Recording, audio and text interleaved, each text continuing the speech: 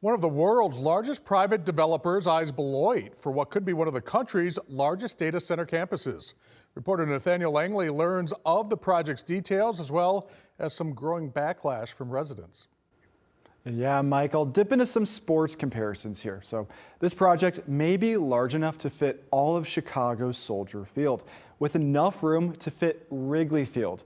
Developers filling in local leaders on details today, but neighbors say they deserve a seat at the table as well. At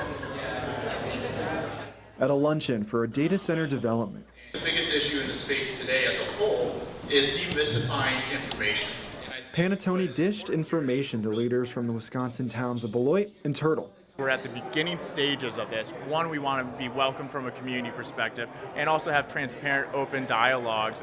The California-based developer invited business and political leaders from the area to learn about Project Corn Maze. This is going to be more of a cloud-based data center for a hyperscale customer.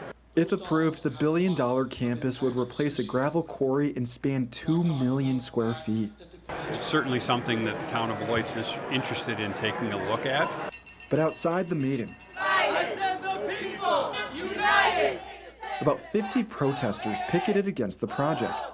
The rise in electricity has already gone up 50% for me anyway.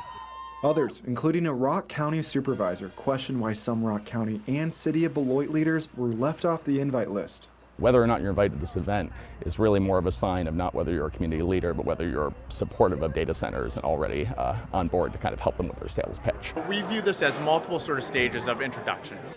Final approvals for the project rest with Town of Beloit and Turtle leaders. What we want to be able to do is make sure that the information gets out to everybody before any decisions are made.